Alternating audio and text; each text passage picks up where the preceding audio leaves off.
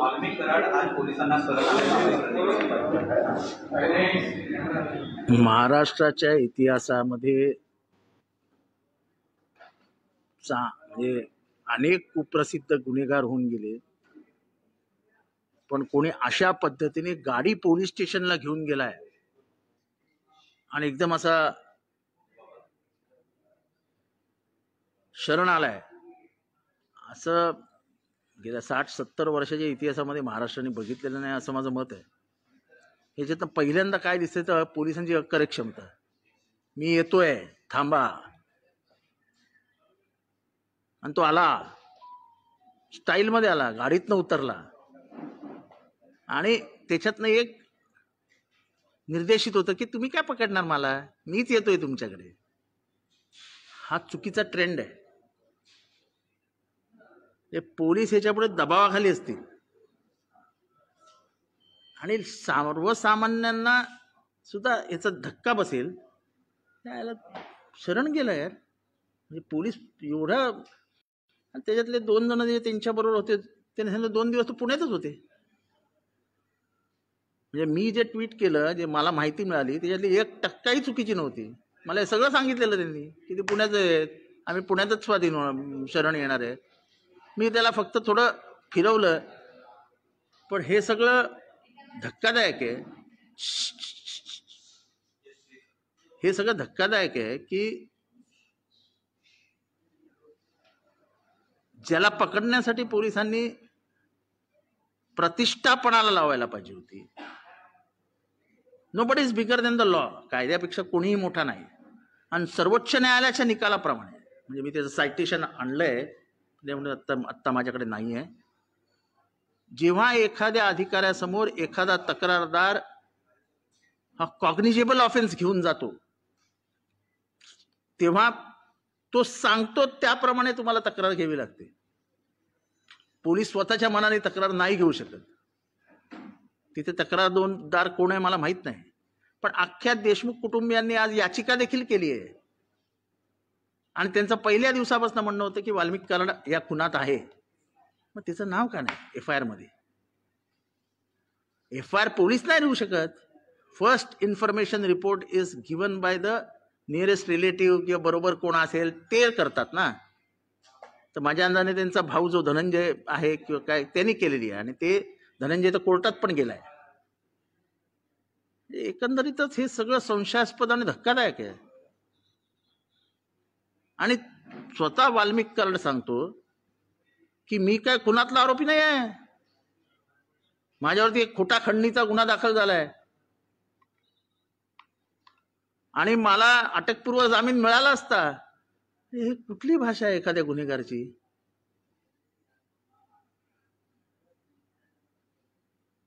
ह्याच्यातनं पूर्ण पोलिसांविषयी एक संशय मनात तयार झाला होता महाराष्ट्राच्या, की काय करतायत, कशी चौकशी पुढे जाईल.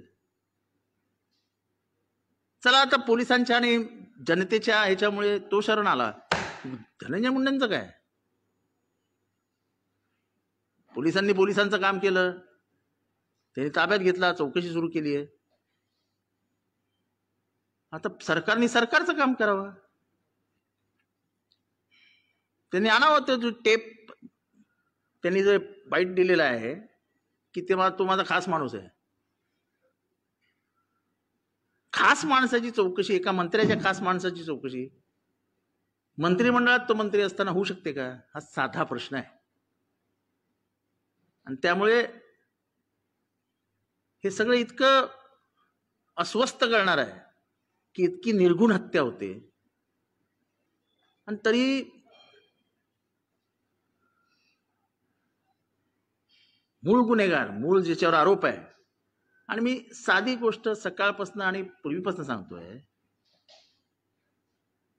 की तुम्ही ह्या चौकशीमध्ये बापू आंधळे मर्डर प्रकरण आहे, त्याची चौकशी पोलिसांनी आता सीआयडीने करावी.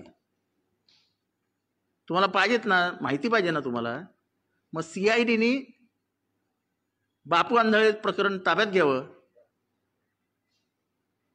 आणि बापू आंधळे प्रकरणात गोळी मारणारा कोण होता आणि त्याला गोळी मारायला सांगितली कोणी आणि ही नावं द्यायला कोणी सांगितली बबन गीतेचं, हे त्या विचारावं. म्हणजे तुम्हाला लिंकच लागेल काय आहे. तिथे जो इन्स्पेक्टर होता महाजन, तो आता केजला इन्स्पेक्टर आहे.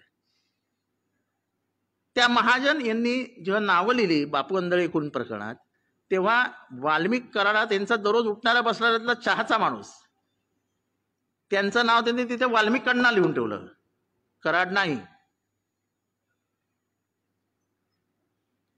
फर्स्ट इन्फॉर्मेशन रिपोर्टमध्ये नावं देण्याची प्रयत्न करत होते कुटुंबीय, नावं घेतली नाहीत.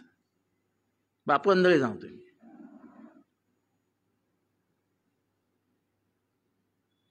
त्याचा प्लॅन असा होता की कुठल्याही परिस्थितीत बबन गीते विधानसभेला परळी मतदारसंघात दिसता कामा नये. आज सुद्धा फरार आहे तो. त्याला काही एवढं प्रोटेक्शन नाही की तो पण सीआयडी मध्ये असा गाडी चालवत येईल, उतरेल आणि स्वाधीन होईल स्वतः. एवढं तर त्याची ताकद नाही आता. पण म्हणजे हे एकंदरीतच प्रकरण हे किती राजकीय प्रभावाखाली आहे हे बघितल्यानंतर ह्याच्यातनं महाराष्ट्राच्या मनात शंका तर येईलच, पण एक धडकी बसेल की राज्यव्यवस्था कुठे चालली आहे.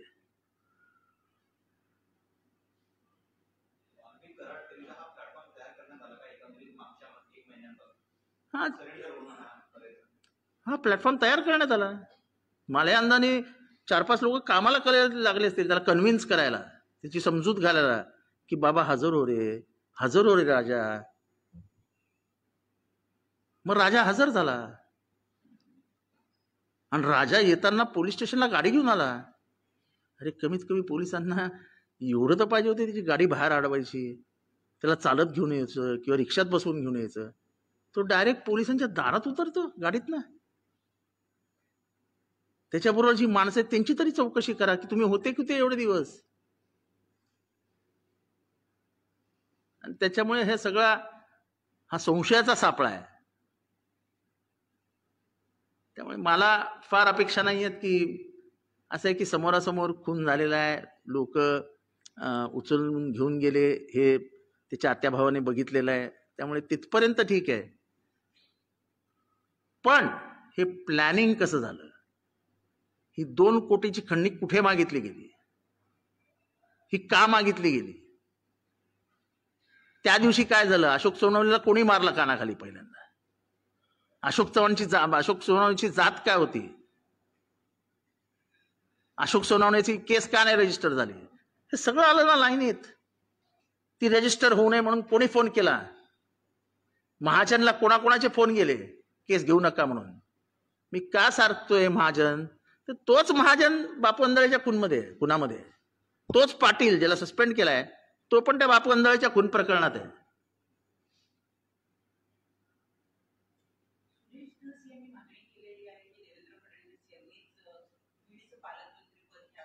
नाही असं आहे की ते तर त्यांच्या पक्षाचा आणि सरकारचा प्रश्न आहे.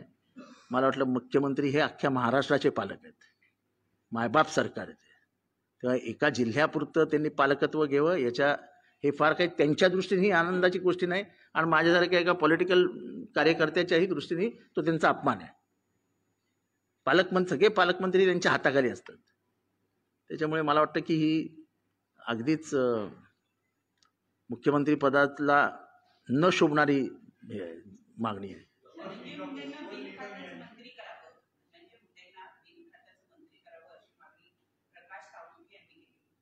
नाही असं की त्यांना मंत्रीच का करावं, एवढे का घाबरतात प्रकाश साळुंखे, त्यांना मंत्री का ठेवावं. तो कॅबिनेटमध्ये असणार ना ते. उद्या मंत्र्यांनी बंगल्यावर बोलवलं कलेक्टरला तर कलेक्टरला जावं लागतं प्रोटोकॉल प्रमाणे. उद्या जर ह्या खून प्रकरणात मला एक प्रकरण आठवतं, मी सांगू शकत नाही ते प्रकरण, पण एक चौकशी महाराष्ट्रात अशी होती की संबंधित ऑफिसरनी होम मिनिस्टरला ब्रीफिंग करणं सांगितलेलं, मी नाही करणार तुम्हाला ब्रीफिंग.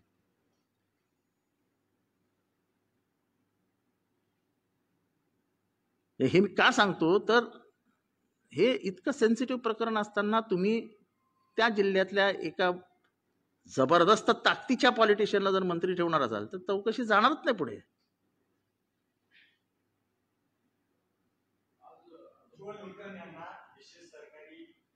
मी तुम्ही कोणालाही सरकारी वकील नेमा, पण त्याच्यासाठी तुम्हाला देशमुख कुटुंबियांची मान्यता घ्यावी लागेल.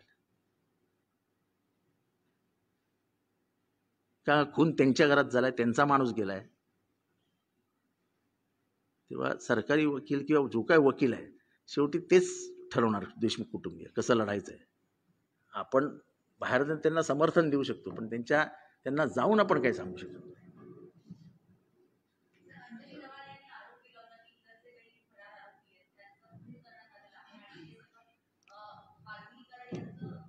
एक तर पहिली गोष्ट त्यांचं नाव वाल्मिकी नाही हो, त्याचं नाव वाल्मिकी आहे. कशा वाल्मिकी करून एका चांगल्या संताचं नाव घेता.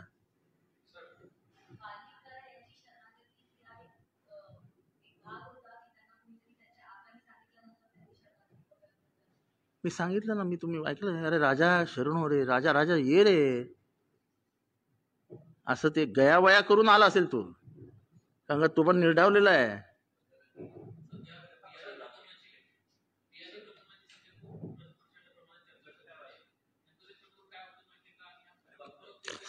कसली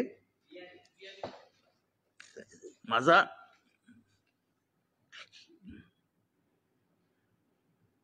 CID ला माझं हे विनंती आहे की अख्खीकडे सगळीकडे बहुचर्चित असलेले बियाणे प्रकरण पण तपासा ना. आता सगळ्यांना माहिती आहे काय झालं बियाणे प्रकरणात, कोणी धमकावलं, काय झालं, सगळ्यांना सगळं माहिती आहे. महाराष्ट्रातले अनेक म्हणजे तुमच्यासारखे पत्रकार आहेत ज्यांनी आपली वाचाशक्ती मर्यादित ठेवल्यामुळे हे असे निर्ढावलेले गुन्हेगार तयार झालेले आहेत. तुम्हालाही माहिती आहे बियाणीचं काय झालंय.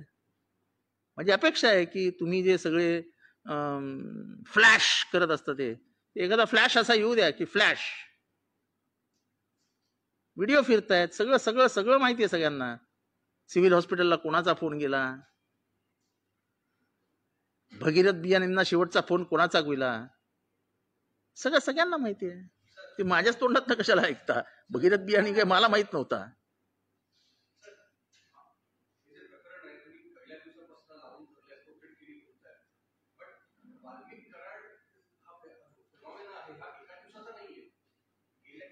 अहो मी तर मागणीच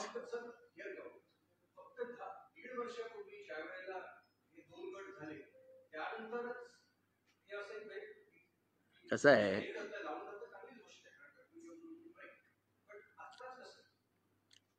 नाही ह्याच्या आधी सुद्धा बबन गीतेच्या ते जे बापू अंधळे मर्डर आहे ते मी आणि जयंत पाटलांनी लावून धरलं होतं, पण तेव्हा जो SP होता तो ऐकायलाच तयार नव्हता. आणि सत्तेमध्ये नसलं की काय असते आम्ही बघितलंय. कोण कोण कोण होतं, कोण? I was in the cabinet. I don't deny that I was not in the cabinet. तेव्हा काय कुठे क्राईम घडला नव्हता ना. आणि म्हणून मी काय मागणी केली आहे की मागच्या 5 वर्षामध्ये जेवढे खून झालेत तेवढ्या सगळ्या खुनांची चौकशी करा. त्या घरच्यांना बोलवा, त्या घरच्यांना विचारा की तुमचा काय संशय होता. अनेक जण सांगतील आमचा संशय काय आहे. माझ्याकडे एका म्हाताऱ्या बापाचं पत्र आहे की माझ्या पोराला बुडवून मारलंय.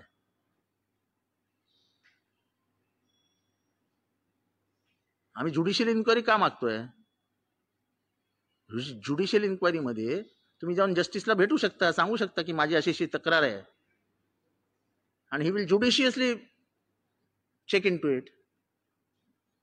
It is about getting a hardcore criminal into the clutches. It is not about की तुम्ही का नाही केलं आणि मी का करतोय, अशातला काही भाग नाही. काय मी का किती वाजता केलं इज नॉट इम्पॉर्टंट, मी करतो इज इम्पॉर्टंट. आणि हे तुमच्याकडनं अपेक्षा असताना तुम्ही काहीच करत नाही. त्याचं काय करायचं त्याचं पण एकदा उत्तर द्या.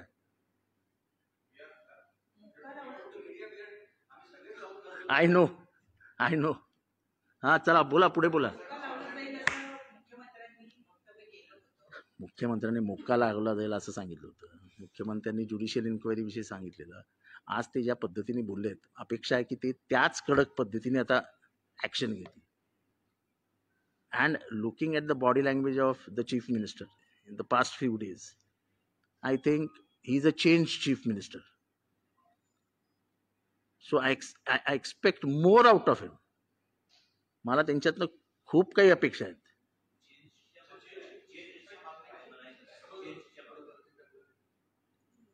चेंज म्हणजे तुम्ही त्यांचं भाषणाची स्टाईल 2014 मध्ये बघितली होती. ते असे पुढे झुकून बोलायचे. ज्यावेळेस भाषणाची स्टाईल बघितली तुम्ही, ते एकदाही पुढे आले नाहीत. शांतपणाने असे एका पोझिशनमध्ये उभे राहून भाषण करत होते. ही चेंज्ड बॉडी लँग्वेज, ही त्यांची बदललेली, आणि त्याच्यातनं ते कुठल्याही गुन्हेगाराला माफ करतील असं मला वाटत नाही. हा मी हाऊसमध्ये बोललो की सकारात्मक बदल आहे. हे बघा, ते चांगलं आहे, ते चांगलं आहे, ऍक्सेप्ट करायलाच पाहिजे. आता न्याय होईल की नाही हे मी न्यायाधीश नाही, पण आम्हाला अपेक्षा आहे की ते न्याय करतील. का आत्ता सुद्धा ते जाताना बोलून गेले, एकालाही सोडणार नाही. फक्त मला माझी मागणी त्याच्या आता पुढे आहे की स्वर्गीय संतोषाण्णा देशमुख ह्याबरोबरच स्वर्गीय परभणीचे आमचे सोमनाथ सूर्यवंशी यांना देखील न्याय मिळेल अशी आता या सरकारकडनं अपेक्षा करूया. की इथेही कुठे भेदभाव होता कामा नये.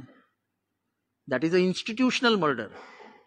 दिस is a murder, criminal murder, but that is a institutional murder.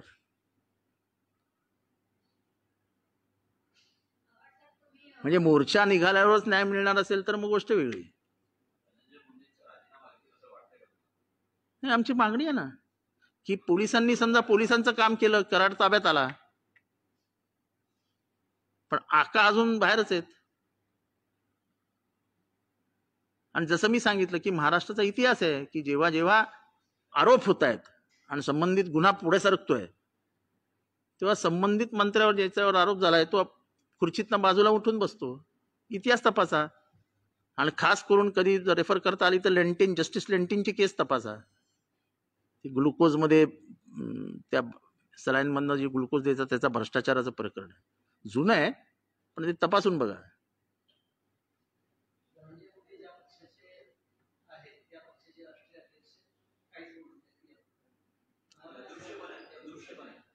त्यांनी बोलायला पाहिजे अशी सगळ्या महाराष्ट्राची इच्छा आहे. नाही बोलत त्याला काय.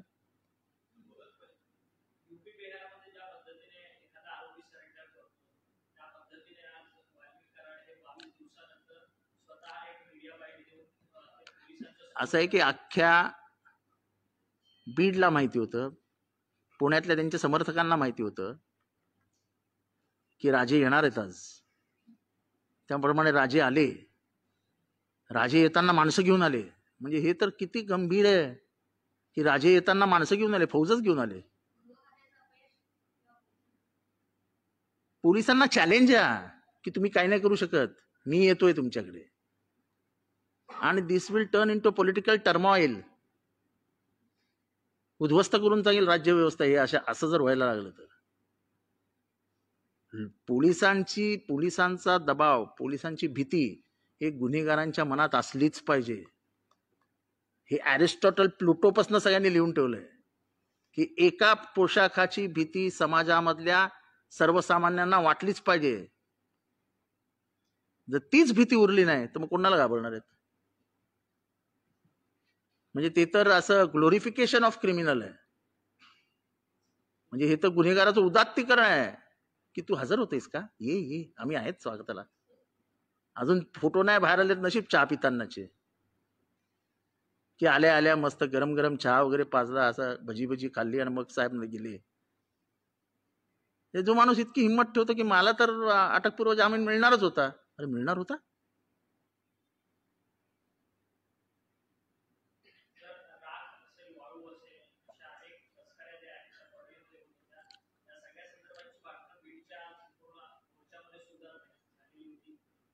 अख्ख्या बीडला माहिती आहे की राग कोण उचलतं, अख्ख्या बीडला माहिती आहे की रेती कोण उचलतं, अख्ख्या बीडला माहिती आहे की डीपीटीसी मधनं पैसे कसे जातात. आणि फिनान्स मिनिस्टर अजित पवार साहेबांनी जिल्ह्याला करोडो रुपयाचा निधी दिला, दोन दोन दोन हजार कोटी रुपयाचा. तो जातो डीपीटीसीच्या मार्गातनं, कलेक्टरच्या माध्यमातून. तर त्याचा रूट काय आहे आणि त्याच्यावर किती टक्केवारी आहे हे सगळं धक्कादायकच आहे ना. कारण का उघडपणाने बोललं जातं की डीपीटीसीचं कॉन्ट्रॅक्टच कराडांकडे होतं, कोणाला द्यायचा कोणाला द्यायचा नाही, किती घ्यायचे काय घ्यायचे. मग पालकमंत्री काय करत होते?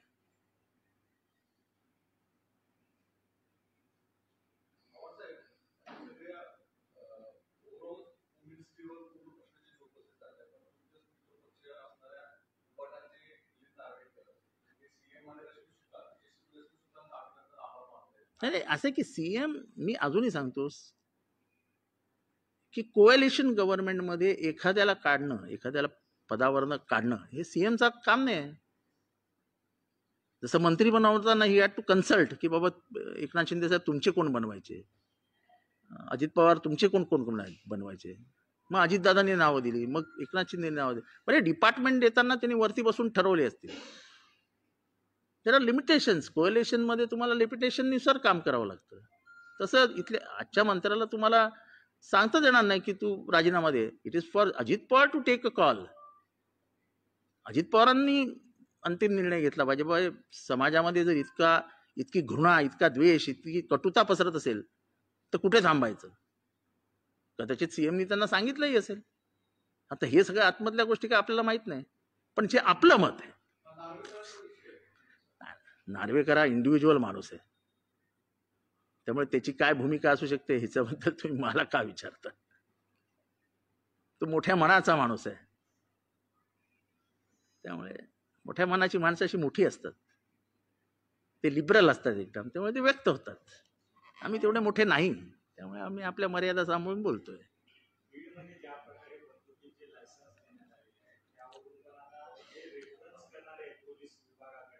नाही, यांनी मागणी केली ना दिवशी सुरेश दसांनी की ज्या ज्या कलेक्टरनी फायनल सही केली आहे, कारण का बीड वगैरे ह्या जिल्ह्यांमध्ये लायसन्स देण्याचा अधिकार कलेक्टरला आहे, एसपीला नाही आहे. एसपीला लायसन्स देण्याचा अधिकारच नसतो. जिथे कमिशनरेट आहे तिथे कमिशनरला अधिकार असतो, आणि जिथे कमिशनरेट नाही एसपी आहे तिथे बंदूक देण्याचा लायसन्स म्हणजे आर्म्स लायसन्स देण्याचा अधिकार हा कलेक्टरला असतो. एक कलेक्टरनी हे तपासायला पाहिजे की कुठल्या पोलिसांनी रेकमेंड केलं फायनल, आणि मग कलेक्टरने साईन केलं.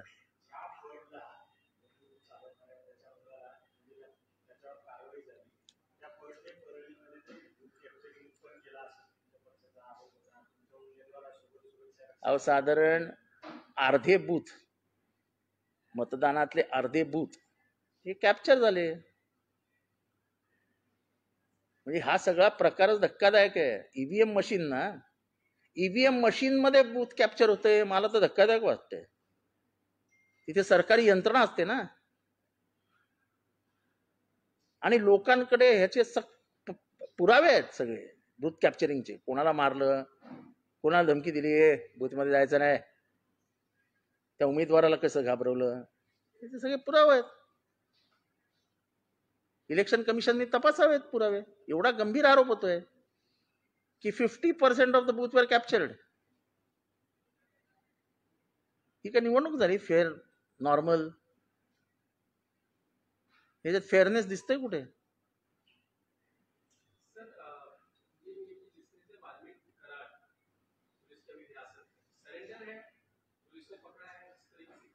देखो ऐसा है कि इसको क्या कहेंगे, 60 साल में ऐसा एक भी उदाहरण नहीं है जो आदमी कार से गया पुलिस स्टेशन में, जिसके नाम से पुलिस 22 दिन चिल्ला रही है, पूरी महाराष्ट्र चिल्ला रही है, पूरा महाराष्ट्र शक के गुंजाइश में है, और तब वो जाता है, गाड़ी से जाता है, मैं आ रहा हूं कहता है, वीडियो डालता है कि मैं आ रहा हूं. यानी एक तरीके से वो एक चैलेंज था, तुम क्या पकड़ोगे मुझे, मैं आ रहा हूं. उसने करके दिखाया ना.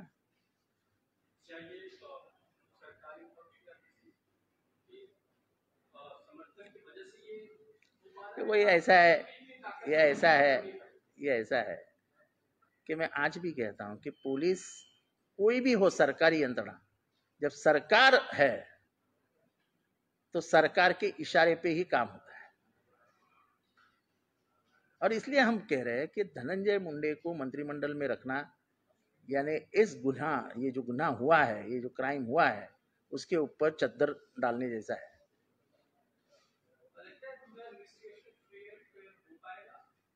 ऐसा उम्मीद हम देवेंद्र फडणवीस जी से रखते हैं। जिस तरीके से आज अभी एक आधे घंटे पहले उन्होंने कहा मैं किसी को भी नहीं छोड़ूंगा, क्योंकि मैंने उनको याद दिलाया था कि ये बात ध्यान में रखना कि वो आदमी भले ही बीजेपी का कार्यकर्ता था, उससे मुझे कुछ लेना देना नहीं है। मैं कभी भी पार्टी पॉलिटिक्स ऐसी चीजों में नहीं लाता हूं, पर ये हमको सबको ध्यान में रखना चाहिए कि उसके 2 बच्चे अनाथ हो गए, गरीब है वो, उसकी बीबी का सिंदूर गायब हो गया।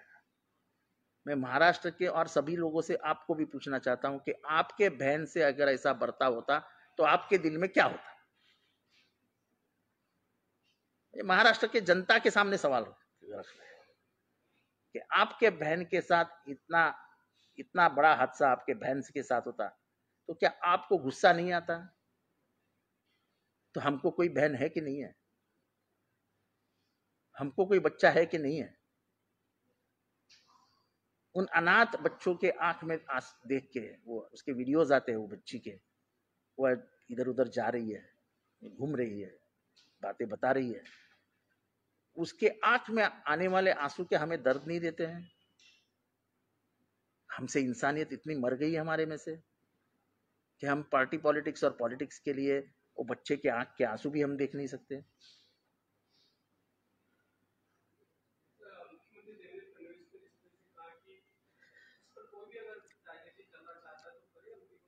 देखो ऐसा है, वो मैंने बोला ना कि भाई तुम सीआईडी को बापू अंदरे की केस दे दो, देखो क्या आता उससे बाहर। गोली किसने मारी, वो आदमी किसके साथ आया, जिसको तुम आरोपी बनाए हो 302 में, वो किधर था, सब सच सामने निकल आएगा, सब सच सामने निकल आएगा।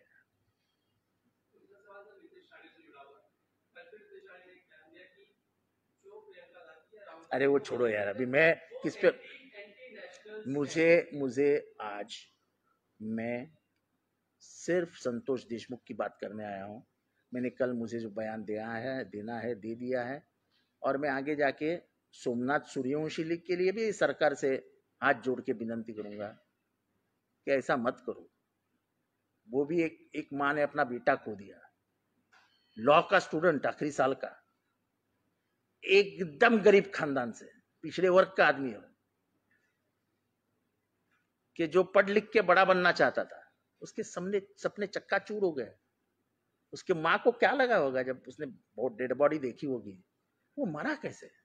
ये सवाल हम पूछ पूछ के थक गए। कहाँ मरा, जगह बताओ, नहीं बता रहे आप। इतना क्यों ये अस्वस्थता है कि आप क्यों नहीं बताना चाहते? अगर वो लाठीचार्ज में मरा है तो मरा है, क्योंकि पोस्टमार्टम रिपोर्ट आप नहीं बदल सकते। वो पोस्टमार्टम रिपोर्ट में आज भी लिखा है shock due to multiple injuries, धक्का, बहुत मारपीट होने के बाद, बहुत जख्म होने के बाद। जख्म पुराने तो नहीं हो सकते ना, जख्म को अगर व्रण लिखेंगे यानी निशानी है तो पुरानी होती है, पर जख्म फ्लोइंग होते हैं यानी उससे खून दिखता है तो उसको मल्टी इंजरी बताते हैं ना। इंजरी 1 साल पुरानी नहीं होती है। तो ये सब जो है वो सामाजिक सलोखे के लिए, सामाजिक व्यवस्था जिसको हम बोलते हैं वो अच्छी रखने के लिए इच्छा नहीं है।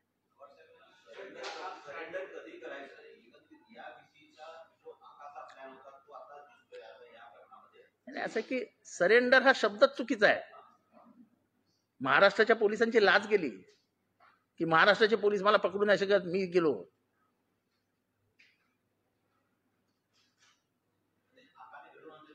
आता ते पब्लिक खूप हुशार आहे हो, पब्लिकला सगळं समजतं आता. म्हणून तर आम्ही मागणी करतो की ते मंत्रिमंडळात नसावेत. त्यांनी केलं नसेल, पण आमच्या मनात तर संशय नाही, यांनीच सगळं मॅनेज केलं. अहो साधा शेवटचा मी तुम्हाला विचारतो, पोलीस स्टेशनला गुन्हेगार गाडीतनं उतरतो आणि सरेंडर झालो असं सांगतो, 1 तास अगदी मी सरेंडर व्हायला चालतोय, त्याच्याबरोबरचे 2 जण सांगतात की आम्ही पुण्यातच होतो. पोलिसांसमोर हे सगळं बोलणं म्हणजे पोलिसांना वाकुल्या दाखवल्यासारखं आहे. ते माकडं कसं वरनं झाडावरनं वाकुल्या दाखवतं.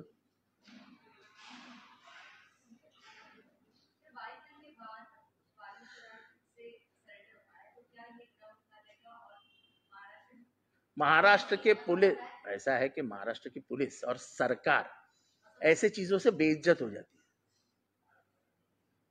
कोई भी क्रिमिनल सरेंडर नहीं हो सकता है, पुलिस इतनी कमजोर नहीं है.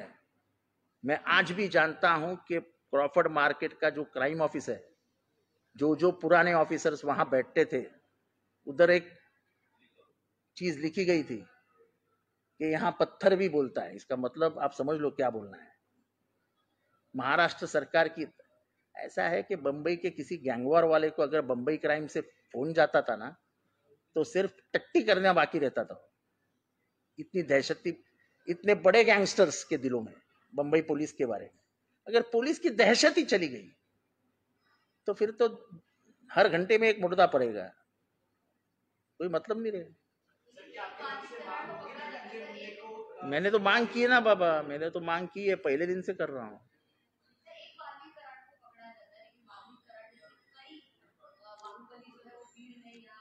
तो वही है ना, मैं इसलिए तो बोल रहा हूँ जुडिशियल इंक्वायरी क्यों मांग रहे हैं हम, कि इसके एक खून का संबंध नहीं है, कई और ऐसे हादसे है, कई और ऐसे व्यापार है जिसमें से करोड़ों रुपए की धन संपत्ति जमा की गई है. कई गैर कानूनी धंधे हैं, मटका है, जुगार है, दारू है, रेती है. ये सब का नाम एक ही आदमी से क्यों जोड़ा जाता है? ऐसा क्या है उस आदमी ने, कैसियत?